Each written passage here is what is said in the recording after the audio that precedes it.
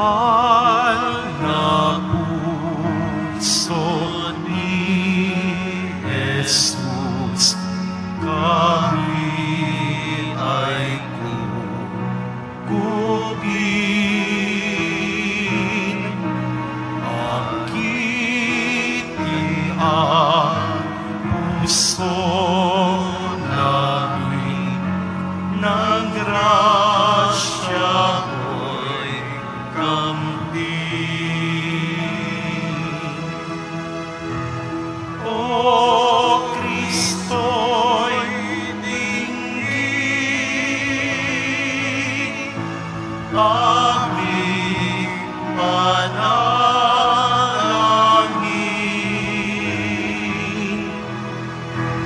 Lagi ang kinig ang puso namin. Sa ngalan ng Ama, ng Anak, at ng Espiritu Santo, Amen. sumainyo ang Panginoon. At sumaiyo rin. Mga kapatid, muli nating tinatalaga ang ating mga puso sa kabanal-banalang puso ni Jesus. Kapag malinis, mabuti, tapat ang ating mga puso sa Diyos, tayo ay napupuno ng pag-asa at tayo ay nakakapagpatuloy sa gitna ng dilim ng buhay. Sa mga napakaraming beses na kung saan napuno ng kasamaan, ng galit, ng kasakiman, ng puot ang ating mga puso. Hilingin natin muli sa Diyos ang kanyang pagpapatawad, tayo magpakumbaba para minsan pa makita tayong karapat-dapat makatanggap sa mga banal na misteryo. Inaamin ko Sa makapangyarihang Diyos at sa inyo mga kapatid, na lubha akong nagkasala sa isip, sa salita, sa gawa at sa aking pagkukulang.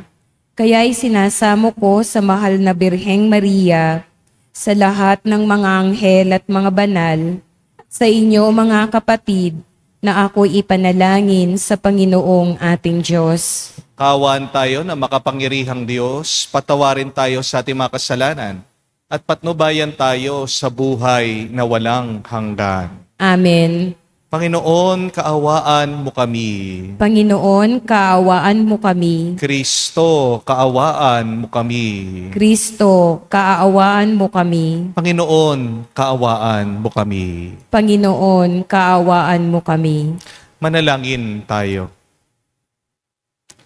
Ama namin makapangyarihan, sa puso ng iyong anak na nasugatan dahil sa aming mga kasalanan, minarapat mong kami magkamit ng kayamanang walang kupas kailanman. Dulot ng iyong mawag-ing pag-ibig na sa aming nag-uumapaw, sa taimtim naming pagsamba sa kanyang kadakilaan. Kami naway makapaghandog ng nararapat na pagpaparangal sa pamagitan niya kasama ng Espiritu Santo, magpa sa walang hanggan. Amen.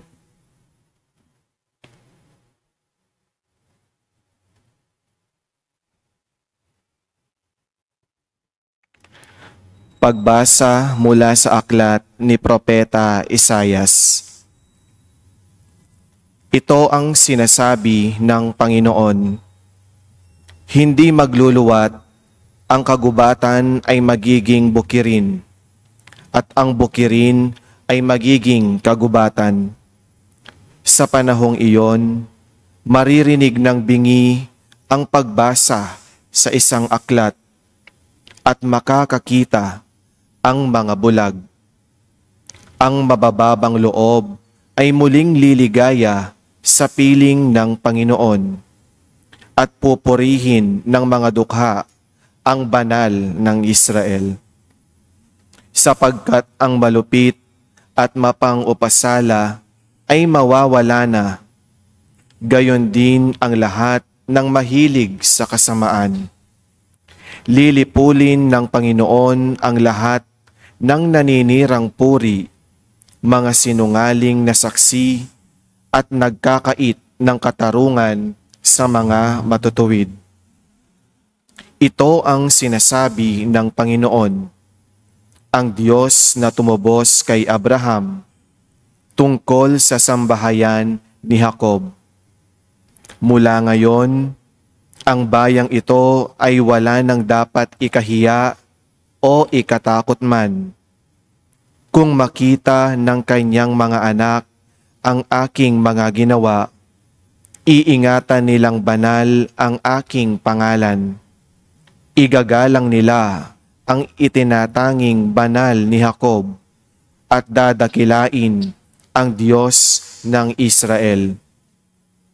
Ang mga nalilihis sa katotohanan ay magtatamo ng kaunawaan. Ang matitigas ang ulo ay tatanggap ng pangaral. Ang salita ng Diyos. Salamat sa Diyos. Panginooy aking tanglaw, siya'y aking kaligtasan. Panginooy aking tanglaw, siya'y aking kaligtasan. Tanglaw ko'y ang poon, aking kaligtasan. Kaya walang takot ako kanino man, sa mga panganib kanyang iingatan. Kaya naman ako'y walang agam-agam. Panginooy aking tanglaw, siya'y aking kaligtasan.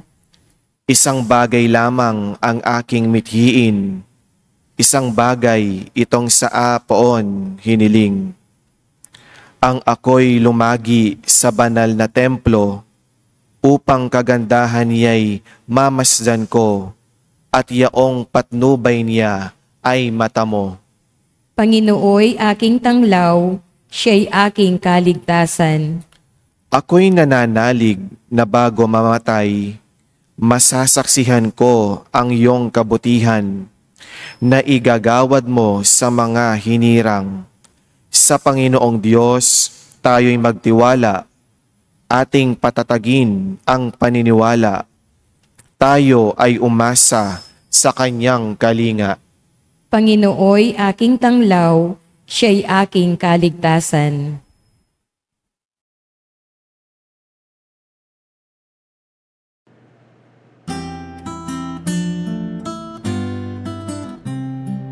Alleluia, alleluia, alleluia, alleluia, alleluia, alleluia, alleluia, alleluia, alleluia, alleluia, alleluia, alleluia. Panginoon ay darating, bibigyan niya ng paningin, mga bulag na gagaling. Aleluya, aleluya. Sumainyo ang Panginoon. At sumaiyo rin. Ang mabuting balita ng Panginoon ayon kay San Mateo. Papuri sa iyo, Panginoon. Nung panong yon, pag-alis ni Jesus sa lugar na yon, sinundan siya ng dalawang lalaking bulag. Sumigaw sila na ang wika, "Anak ni David, mahabag po kayo sa amin." Pagpasok ni Jesus sa bahay, lumapit sa kanya mga bulag. Tinanong sila ni Jesus, "Naniniwala ba kayo na magagawa ko ito?" "Opo, Panginoon," sagot nila. At hinipo niya ang kanilang mga mata. At sinabi, "Mangyari sa inyo ang ayon sa inyong paniniwala." At nakakita sila. Mahigpit na pinagbilin sa kanila ni Jesus na wag sasabihin ito kanino man. Ngunit nang sila'y makaalis, ibinalita nila sa buong lupain yon ang ginawa sa kanila ni Jesus. Mga kapatid, ang mabuting balita ng ating Panginoon. Pinupuri ka namin, Panginoong Heso Kristo. Magandang araw po muli sa inyong lahat. Minsan, kung sino pa ang may mata, siya pang hindi nakakakita. Hindi ko po alam kung naranasan nyo na. Kayo pong mga kamukha ko na nagsasalamin. Hinahanap mo, nasan bang aking salamin? Yun pala yung hinahanap mo, nasa ulo mo lang pala.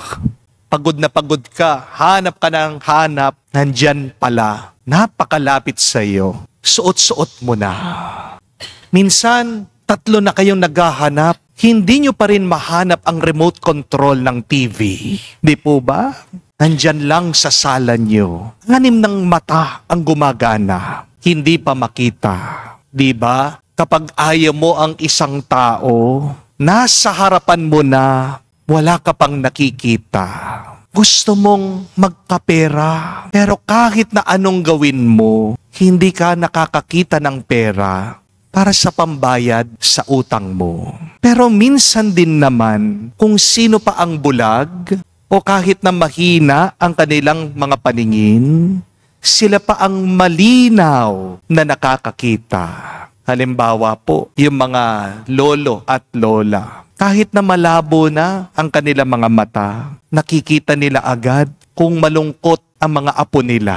Nakikita ng mga nakakatanda kung may dinadala ka na mabigat. Alam nila kung pagod ka kahit na pinipilit mo ng umiti. Meron din naman mga teacher, di po ba, na hindi sila sumusuko sa kanilang mga estudyante. Yung akala mong mga pasaway, para sa kanila, nakikita nila may potensyal.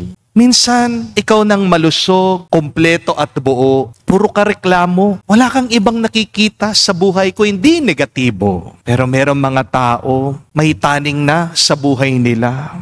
May sakit sila, nagkikimo sila, nagdadialysis. Pero mas kita pa nila ang grasya, ang kabutihan ng Diyos.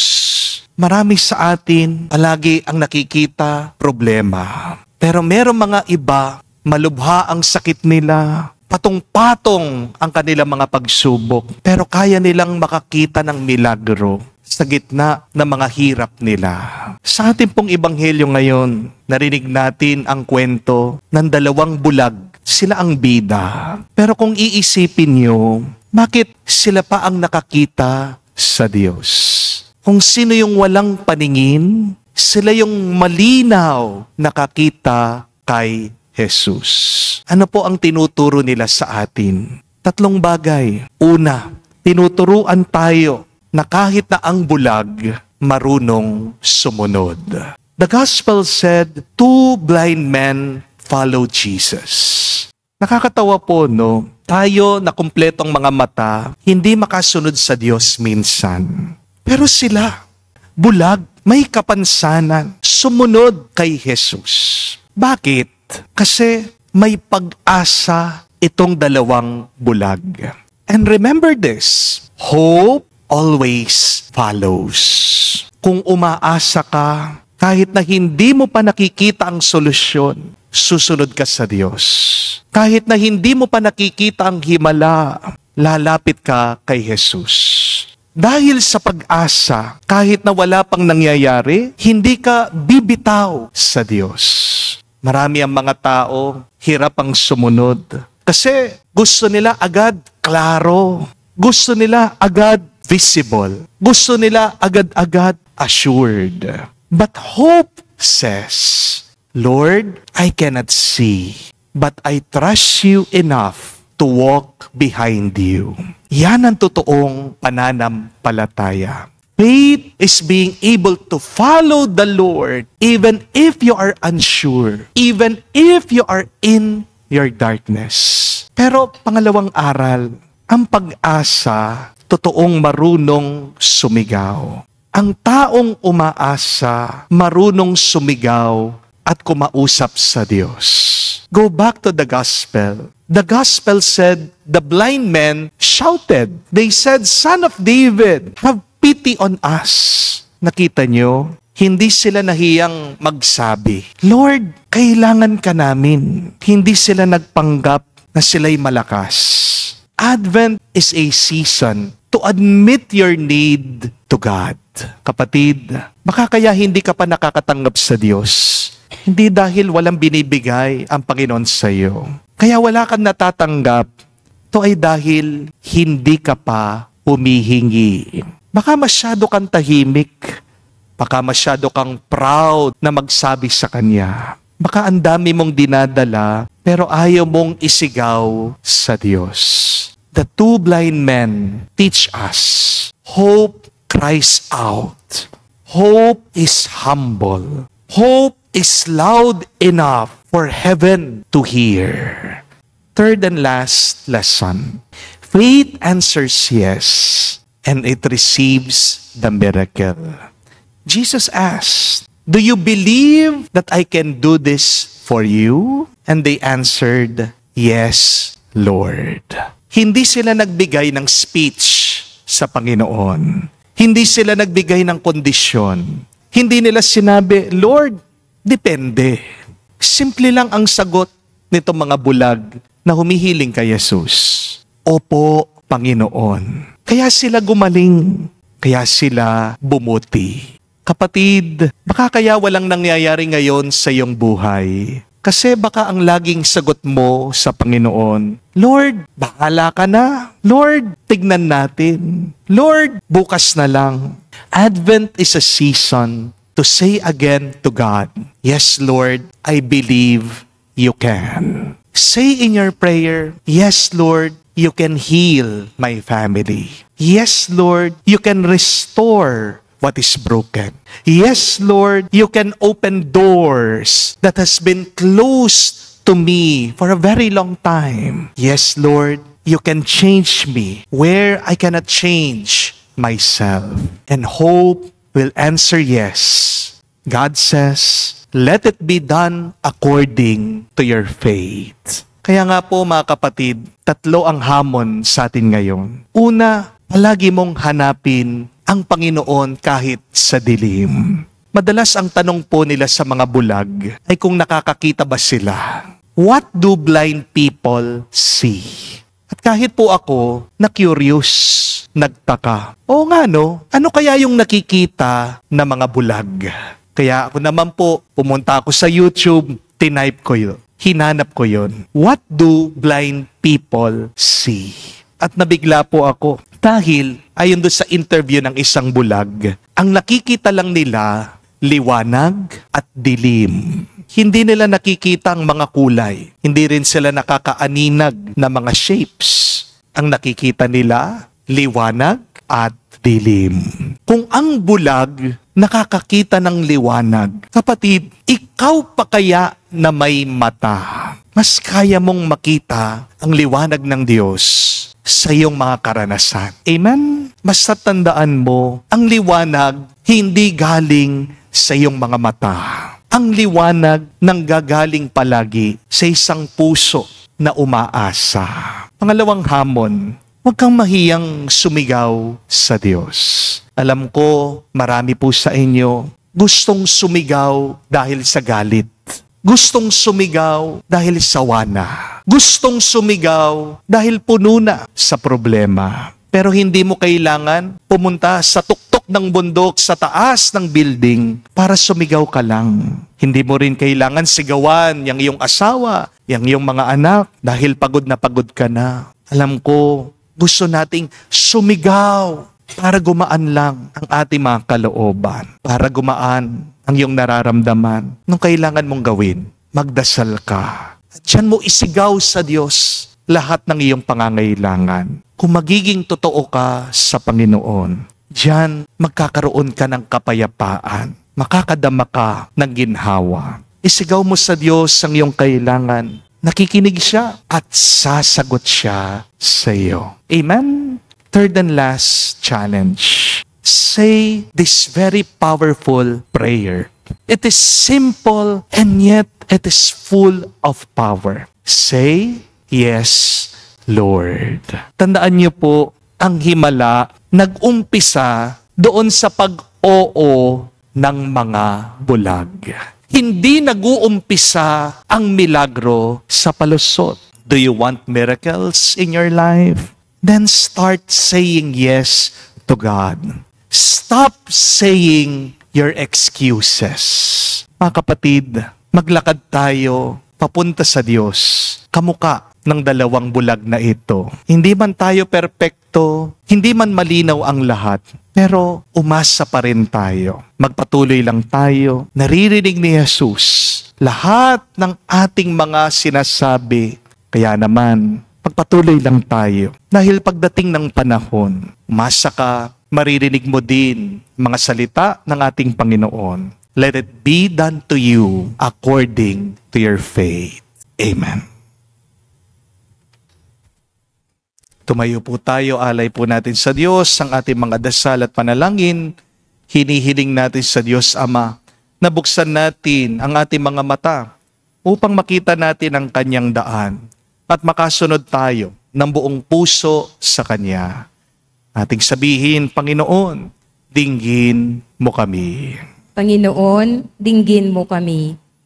Ang simbahan naway maging sangkapani-paniwalang saksi ng Ebanghelyo at maging matatag na gabay ng kapayapaan at pagkakaisa, manalangin tayo sa Panginoon. Panginoon, dinggin mo kami. Ang mga nanunungkulan sa pamahalaan, naway maging lalaki at babaeng may prinsipyo at dangal, manalangin tayo sa Panginoon. Panginoon, dinggin mo kami. Tulad ng dalawang lalaking bulag, naway magkaroon tayo ng matatag na paniniwala kay Jesus at sumunod sa Kanya sa daan ng buhay, manalangin tayo sa Panginoon. Panginoon, dinggin mo kami. Sa katahimikan po ng ating puso, sabihin natin ngayon sa Diyos ang ating mga personal na pangangailangan.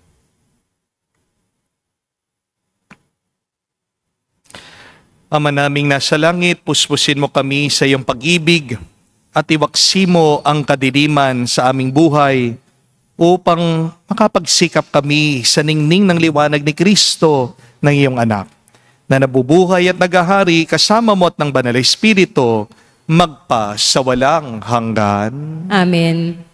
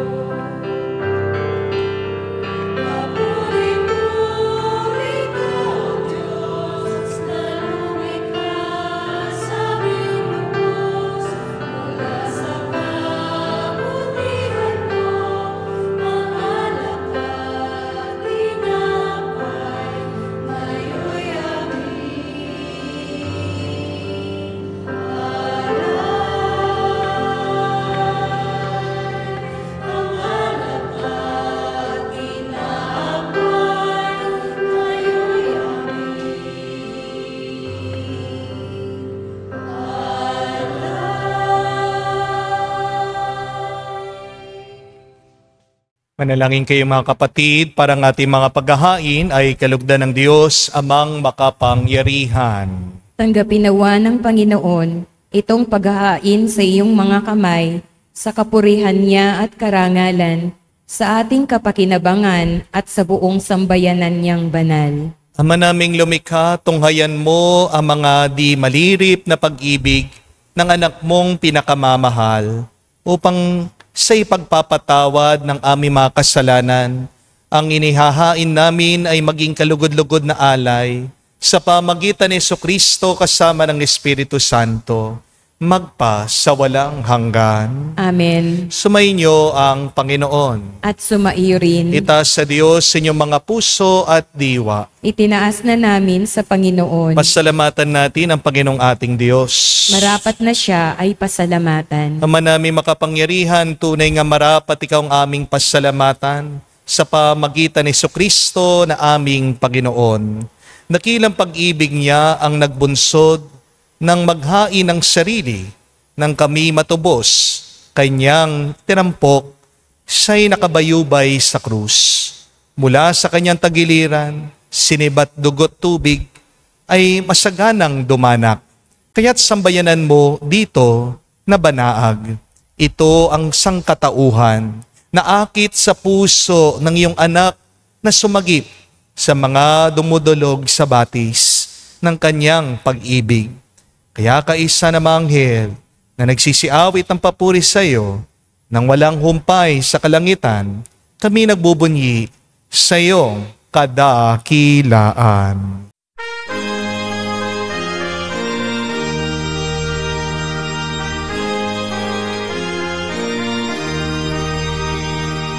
Santo, Santo, Santo, Panginoong Diyos ng mga hukbo.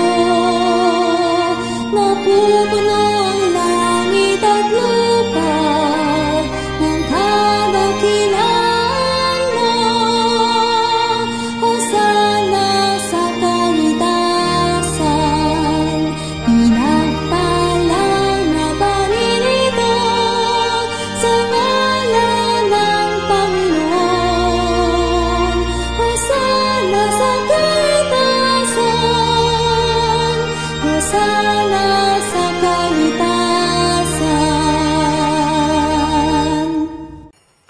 Ama naming banal, ikaw ang bukalan tanang kabanalan, kaya't sa pamagitan ng iyong Espiritu, gawin mong banal ang mga kaloob na ito, upang para sa amin, maging katawan at dugo ng aming Panginoong Heso Kristo.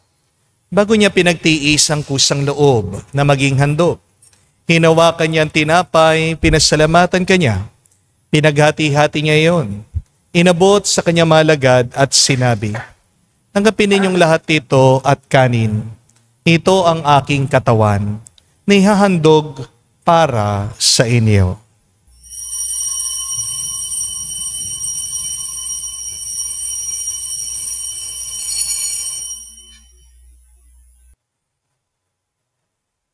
Gayon din naman na matapos ang hapunan, hinawakan niyang kalis. Muli kanyang pinasalamatan. Nabot niyang kalis sa kanyang malagad at sinabi, "Tanggapin ninyong lahat ito at inumin. Itong kalis ng aking dugo, ng bago at walang hanggan tipan. Ang aking dugo na ibubuhos para sa inyo at para sa lahat, sa ipagpapatawad ng mga kasalanan. Gawin ninyo ito sa pag-alaala sa akin."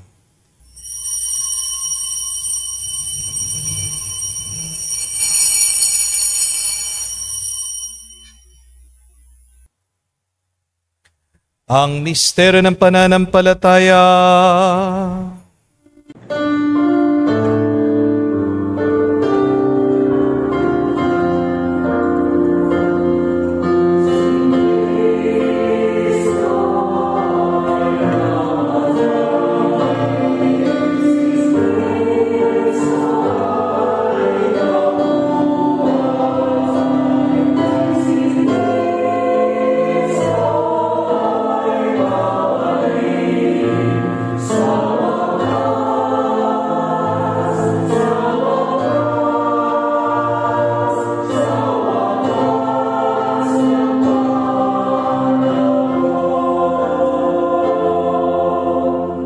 Ama, ginagawa namin ngayon ang pag-alaala sa pagkamatay, muling pagkabuhay ng iyong anak. Kaya tinialay namin sa iyong tinapay, nagbibigay buhay, at ang kalis sa nagkakaloob ng kaligtasan. Kami nagpapasalamat dahil kami iyong minarapat na tumayo sa harap mo para maglingkod sa iyo. Sinasamo namin kami magsalo-salo sa katawan at dugo ni Kristo ay mabuklod sa pagkakaisa sa pamagitan ng Espiritu Santo. Amalingapin mong iyong simbahan, laganap sa buong daigdig. Puspusin mo kami sa pag-ibig. Kaisa ni Leon, aming Santo Papa, si Florentino, aming Arsobispo, at ng Tanang Kaparian. Alalahanin mo rin ang aming mga kapatid na nahimlay, may pag-asang sila'y muling mabubuhay. Gayun din naman lahat ng mga pumanaw. Kawan mo't sila't patuloyin sa iyong kaliwanagan. Kawan mo't pagindapatin kaming lahat, makasalo sa iyong buhay na walang wakas. Kaisa na mahal na Birhen Maria, Ina ng Diyos. Kaisa ni San Jose ang kanyang malwalhating esposo. Kaisa na mga apostol, lahat ng mga banal na namuhay dito sa daigdig na kalugod-lugod sa iyo.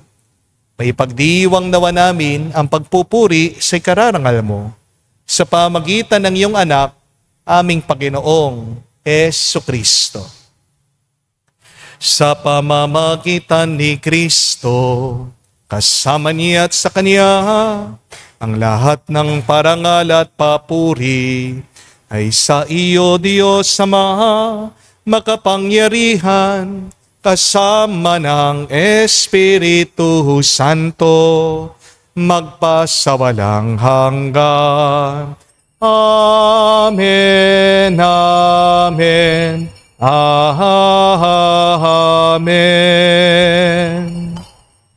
Sa nakagaling na utos at turo ni Jesus sa Panginoon natin at Diyos, ipahayag natin ang lakas, loob.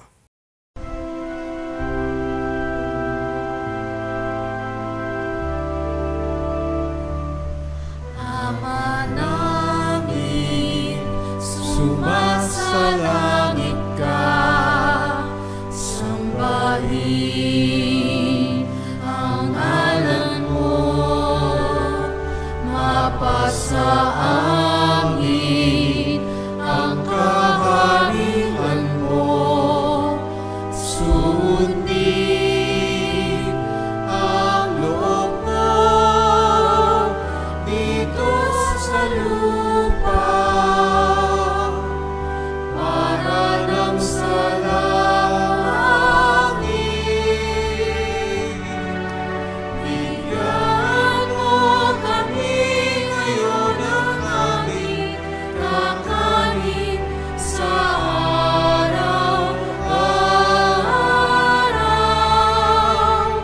at patawarin mo kami sa aming mga sala, para ng pagpapatawad namin sa nagkakasala sa amin.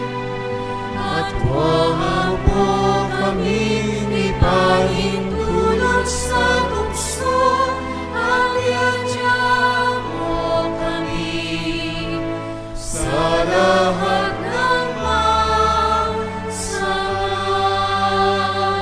Hinihiling namin kami adya sa lahat na masama, pagkalooban ng kapayapaan araw-araw, iligtas sa kasalanan, at ilayo sa lahat ng kapahamakan.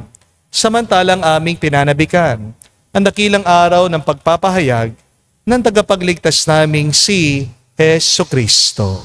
Sapagkat iyo ang kaharian at ang kapangyarihan at ang kapurihan magpakailanman. Amen. Panginoong Jesucristo, sinabi mo sa mga apostol, kapayapaan ang iniiwan ko sa inyo. Ang aking kapayapaan binibigay ko sa inyo. Tungayan mo ang aming pananampalataya at huwag ang aming pagkakasala. Pagkalooban mo kami ng kapayapaan at pagkakaisa ayon sa iyong kalooban. Kasama ng Espiritu Santo, magpa sa walang hanggan. Amen. Kapayapaan ng Panginoon ay laging sumainyo. At sumaiyo rin. Magbigayan po tayo ng kapayapaan sa bawat isa. Peace with you po. Kapayapaan po sa inyong lahat.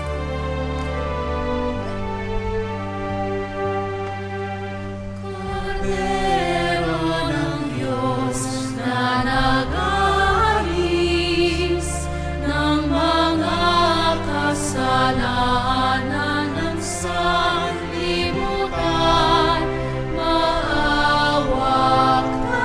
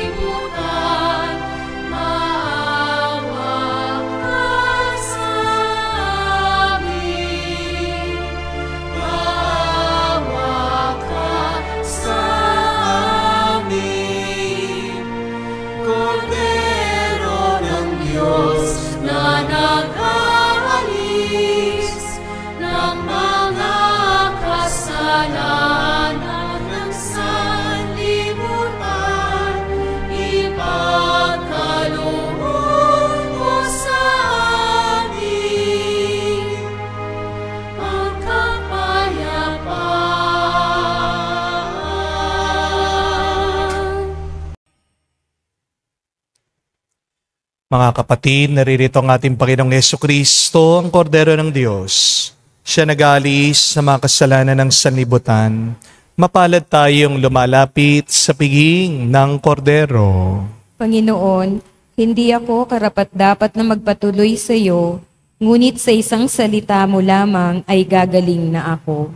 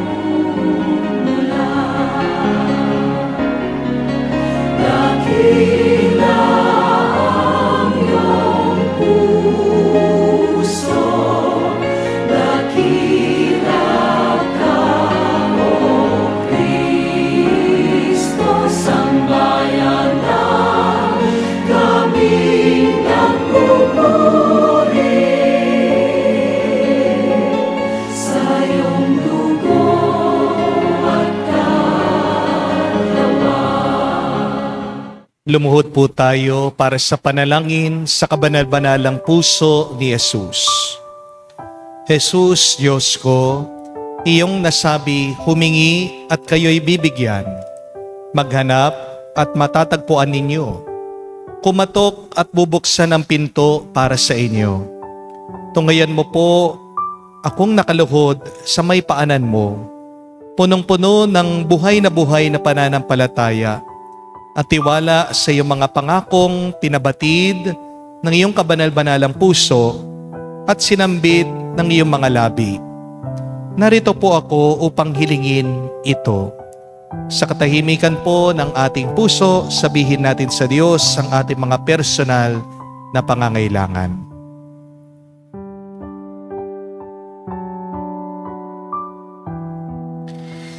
Kanino pa po ako tutungo kung hindi sa iyo na ang puso ay pinagmumulan ng lahat ng grasya at kabutihan? San pa po ako maghahanap kung hindi sa baul na naglalaman ng kayamanan ng iyong habag? San pa po ako kakatok kung hindi sa pinto kung saan binibigay ng Diyos ang sarili niya sa amin at kung saan kami makakapunta sa Diyos? Sa iyo po ako dumudulog, puso ni Jesus. Sa iyo po ako nakakatagpo ng aliw kapag nahihirapan, pagtatanggol kapag inuusig, lakas kapag nabibigatan sa pagsubok, at liwanag sa dilim at pagdududa. Minamahal kong Jesus, maigting po ako naniniwala na kaya mong ipagkaloob ang biyaya na aking hinihiling. Kailanganin man ito ng isang himala, naisin mo lamang ito at matutupad na ang aking panalangin. Inaamin kong ako'y hindi karapat-dapat sa iyong mga biyaya, ngunit hindi ito dahilan para panghinaan ako ng loob. Ikaw ang Diyos ng habag at hindi mo tatanggihan ang isang pusong nagsisisi. Tingnan mo po nawa ko na may habag at mababatid ng iyong puso ang aking mga kasiraan at kahinaan, ang dahilan upang pagkalooban ang aking mga panalangin. O banal na puso, ano man ang iyong pasya sa aking hiling, hindi po ako titigil na sambahin, ibigin, purihin, at pagsilbihan ka. Jesus ko, ikalugod mo nawang tanggapin ang pagsasagawa ko ng ganap na pagsang-ayon sa mga atas ng iyong kaibig-ibig na puso na aking tunay na hinahangad na matupad kasama ng iyong sannilikha magpakailanman. Kabanal-banalang puso ni Jesus, alam kong may iisang bagay na hindi mo kayang gawin, ang mawalan ng habag sa mga naghihirap o nababalisa. Tignan mo po ako, nagmamakaawa po ako. Minamahal kong Jesus, pagkaloob mo ang grasyang aking hinihiling sa iyo sa pamagitan ng kalininisang puso ng iyong madalamhating ina. Pinagkatiwala mo ako sa Kanya bilang Kanyang anak, at ang Kanyang mga panalangin ay napaka makapangyarihan sa iyo. Amen. Amen. Kabanal-banalang puso ni Jesus, Kaawaan mo kami, kalininisang puso ni Maria, ipanalangin mo kami. manalangin tayo. Ama naming mapagmahal, pag-alabin nawa ang pag-ibig sa aming kalooban sa pagsasalo sa pagmamahal mo sa pakikinabang at sa aming pag-akit sa iyong anak araw-araw. Matutuhan nawa naming makilala siya sa katauhan ng aming mga kapatid sa iyong sambayanan. Sa pamagitan niya kasama ng Espiritu Santo, magpa sa walang hanggan. Amen. Tandaan niyo po, hindi lahat ng mga may mata ay nakakakita. Meron din mga bulag, mas nakikita pa ang liwanag. Ibig sabihin, merong mga tao na kahit na sa hirap ng kanilang buhay, ay malinaw nilang nakikita at nalalapitan ang Diyos. Kahit na gaano kadilim ang buhay, merong Diyos na pwede mong asahan. Basta tandaan niyo po, hanapin niyo ang Diyos sa dilim ng iyong buhay, sumigaw ka sa Kanya, at dasalin mo ang napaka-makapangyarihang panalangin. Ano ito? Sabihin mo, yes, Lord.